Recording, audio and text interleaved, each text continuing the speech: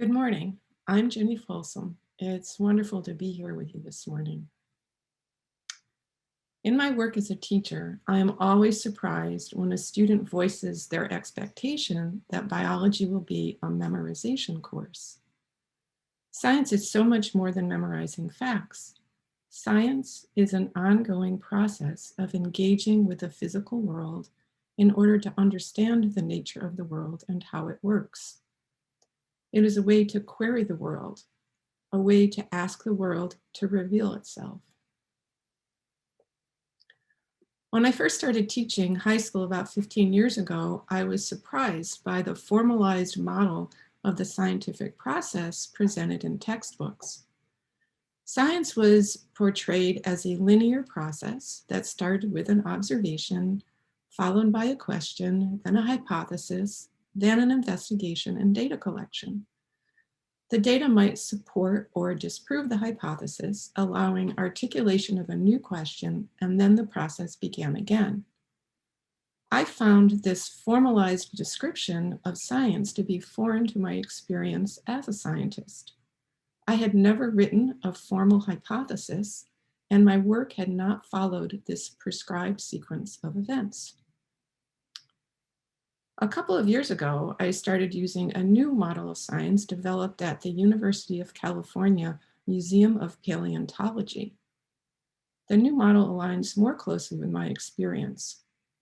It emphasizes the nonlinear nature of science and acknowledges that science depends on individual creativity and even serendipity. The model describes four interconnected spheres of scientific activity that include exploration and discovery, testing of ideas, that's where the hypothesis and experimental part comes in, community feedback, okay, finding out what people think about what you're doing and, benefiting from that feedback, and then finally outcomes and benefits. What do we learn from what we did and how might we apply it to benefit the world? The spheres are connected to each other by arrows, so these different types of activities, emphasizing that scientists can move between the spheres in any order as they investigate the world. There is no one correct way to do science. I have found this model to be accessible to students, and it has been helpful as a tool to anchor and support their exploration of science. If you would like to explore this model further, a link will be posted in the chat. For the past few years, I have introduced my lab program with a lesson about everyday science. The lesson starts with a short video about using science to make a better chocolate chip cookie. Hint: if you're doing a scientific experiment, it is important to change only one ingredient in your cookie recipe at a time. And of course, you must also bake your standard recipe for comparison. Then I follow the video by asking each student to identify a problem from their everyday life that they could solve using science and to propose an investigation. Every student's question is unique. A couple of example questions. How much coffee should I drink in the morning so that I am awake and ready to work, but not so jittery that I can't concentrate? Can you imagine a student doing that investigation? I can. Another question: what is the fastest route to get to school in the morning? Not only do my students propose questions relevant to their lives, but they also can outline methods of investigation to address their questions. This leads me back to the idea that science is a human activity and that humans have an innate capacity for scientific exploration of the world. We share a drive to explore and understand, and we use science more frequently than we might imagine. I think about a toddler who repeatedly builds a tower of blocks, only to knock it down again, over and over, conducting repeated trials to learn how blocks behave and to understand a facet of their world. I am also struck by the idea that the human capacity for scientific thought and exploration has contributed immeasurably to our success as a species.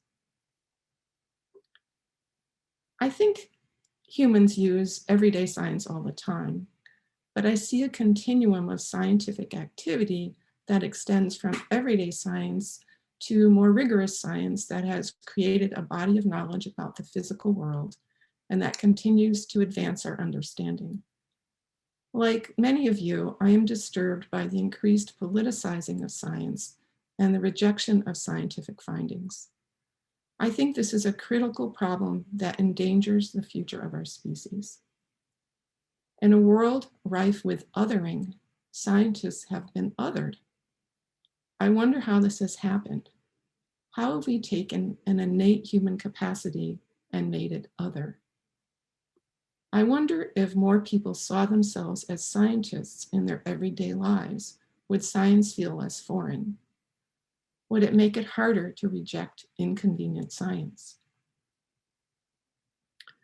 I am encouraged by a movement in science education toward curricula that emphasize exploration. Even at the kindergarten level, the newer curricula provide opportunities for students to learn about the world through direct observation and to develop and test explanations.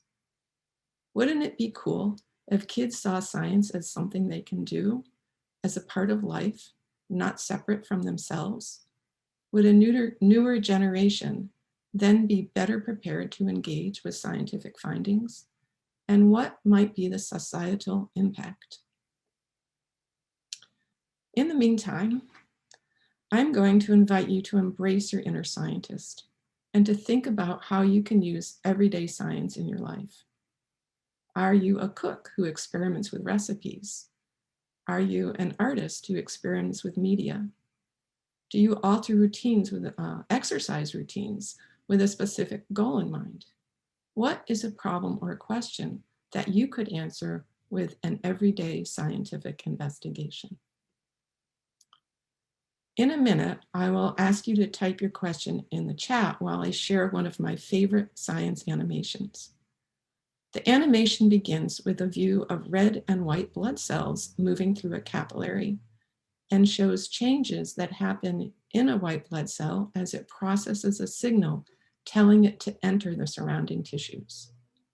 At the end of the video, the shape of the white blood cell changes dramatically, allowing it to squeeze between cells in the wall of the capillary. As you watched, don't worry too much about the details. There's a lot here. Focus on the dynamic nature of the cell and the beautiful music that was composed to accompany the animation.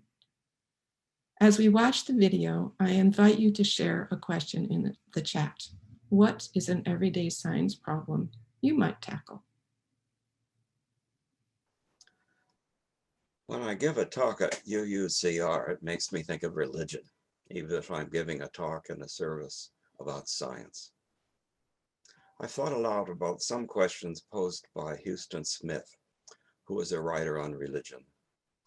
He says that religions generally provide answers to three important questions. Where are we?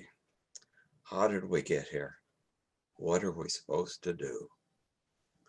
Almost all cultures have religions that answer these three questions. The answer to the first two questions are creation stories. Most of us grew up with this creation story. In the beginning, God created the heaven and the earth was without form and void, and darkness was upon the face of the deep, and so on for 6 days to finish it up. According to best current understanding by physicists, it's more like this. In the beginning of space and time, the universe was formless and infinitesimal. Plasma hotter than 1,000 suns permeated the explosively expanding fabric of space, and so on for 14 billion years. Eventually the earth formed, eventually life, eventually humans. Science can answer the first two of Smith's questions, but not the third. What are we supposed to do? Some scientists think they have answers, but I think that we have to figure it out for ourselves. Why do people believe one creation story rather than another? People usually believe in a creation story and a religion because it was ingrained in them at an early age before they were able to question, to think about evidence. Well, what does this have to do with science? I differentiate science and religion in this way. Religious belief comes from some combination of faith and acceptance of authority. Scientific belief comes from some combination of evidence and acceptance of authority. It's faith versus evidence. For example, most religions believe in some kind of afterlife, some version of heaven, maybe some version of hell. According to Christianity, in the Gospels, which were written nearly 2,000 years ago, Jesus said there would be heaven and hell at the end of the world. Christians have faith that this is true. And important authority figures like popes and saints over these 2,000 years have agreed this is true. But what can science say about the afterlife? There is no evidence as the afterlife hasn't happened yet. An important point is that there's no known experiment that would give different answers if the afterlife is going to happen or if it isn't. The more we understand about the universe, the less likely it seems that there will be an afterlife, but there is no evidence that there won't be one. Current theories predict that all the stars will run out of fuel, will go dark, and all life will end. It's possible. Why is there a universe? We don't know. Only that if there weren't a universe, we wouldn't be around to ask this question. Maybe there is a creator that started the universe. It's possible. There are a few fundamental physical constants that cannot be predicted by our theories and have to be measured. If they were slightly different, life wouldn't exist. This gives some scientists the reason to believe in a creator. It's possible. Why do I, as a scientist, a physicist, believe the Big Bang version of the creation of the universe rather than one of the creation myths? Because there is evidence. There are mathematical equations that describe what happened. These equations have made predictions, and experiments have agreed with the predictions. But even though I'm a physicist, I haven't worked through the equations, and I certainly haven't done any of the experiments myself. I have to rely on authorities, a network of scientists who over the years have proven to be reliable. What about the people who say that COVID-19 is a hoax? I think that most of them are basically anti-science people. They don't believe in evidence. It's faith. And once your mind is made up, you can usually find an authority figure or someone you can treat as an authority figure who agrees with you, and you can believe that person. Maybe it's Dr. So-and-so, PhD, or even some so-and-so on television. Some parents do not want evolution taught in schools because it would challenge the religious beliefs of their children. It would cause them to think. And just as with religious beliefs, one cannot successfully argue with the beliefs of anti-science people, of people who do not reason. Finally, when I contemplate our increasing scientific understanding of the universe, I am amazed that so much, from the largest to the smallest, can be described by mathematics and agrees with experiments. I am one of nearly 8 billion humans on an ordinary planet circling an ordinary star, a star that is one of about 100 billion stars in our galaxy. Our galaxy that is at least one of at least 100 billion galaxies in our universe. How does that make me feel? Some might look up at the starry night sky and feel tiny and insignificant. Not me. I am in awe at the wonder of it all.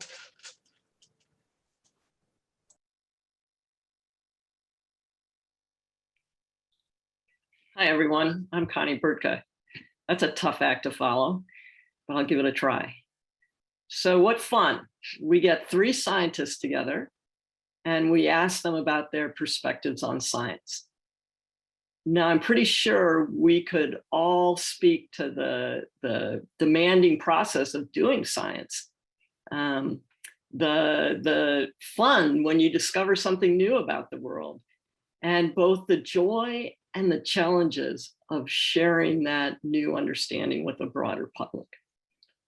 And it's that last point, the sharing, that led me to stray as a scientist, at least stray from being a straight up research scientist, into being focused on sharing about what science had learned about the world. And I'll say that, at least in the early 90s, I think it made me a little bit suspect as a scientist. Now, I know exactly when I began to stray. Some of you may recall that in the 90s, there were a group of scientists who proposed that they had found evidence for fossil life on Mars in the form of a fossil microbe in a Martian meteorite. Now, it turned out that that didn't hold up, but hey, it wasn't a bad idea. As we're sitting here, there's a rover on the surface of Mars, and it's drilling a hole into an old lake bed, still looking for that fossil microbe.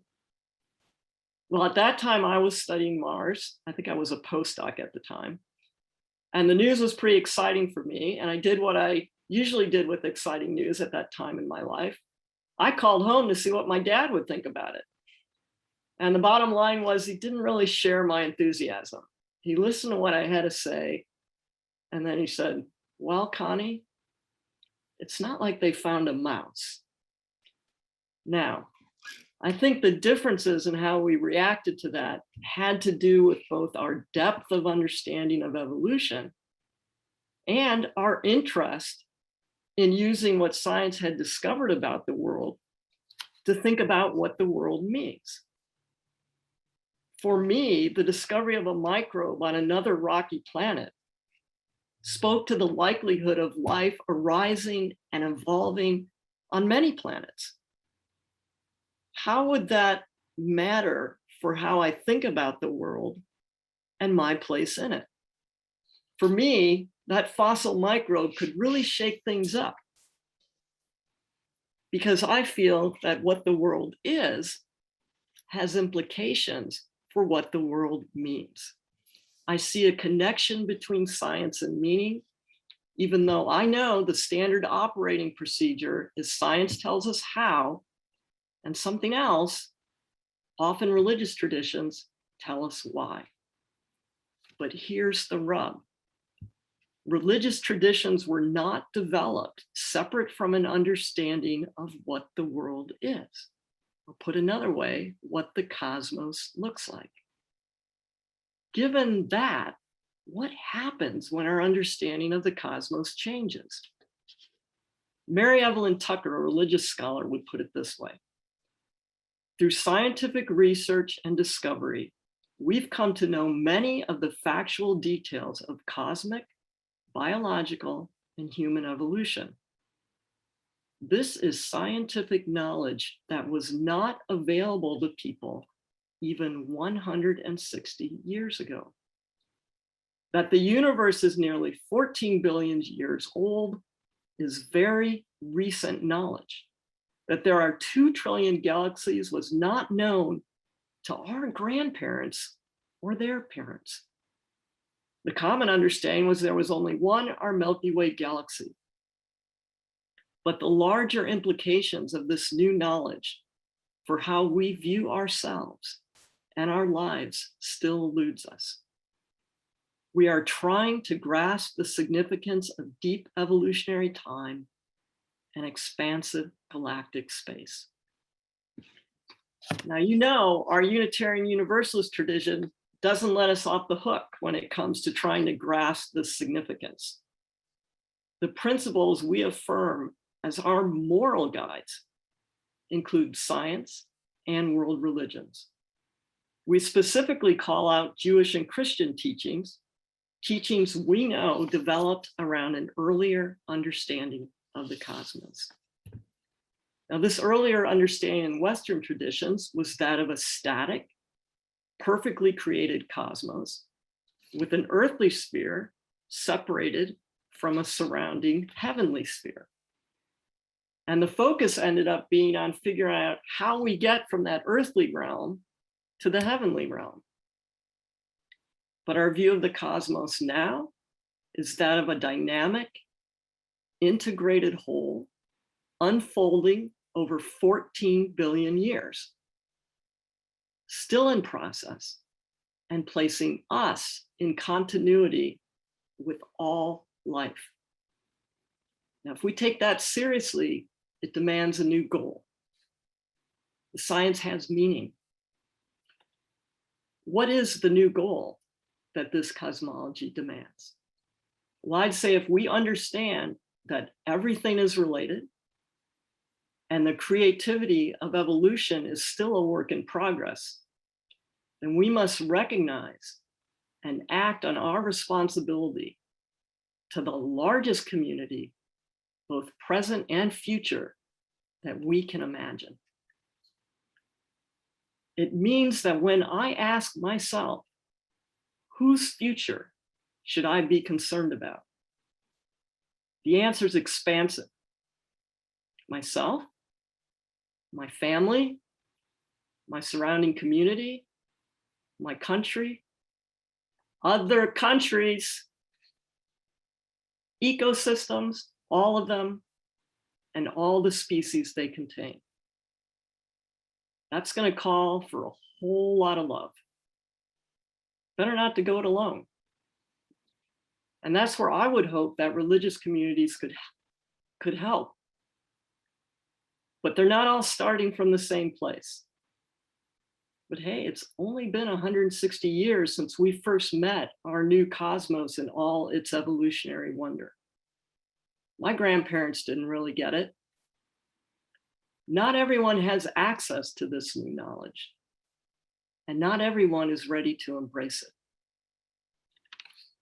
For many of us, the daily news is a reminder of the cost of this lack of understanding or reluctance. We need the sense of community to expand, and fast.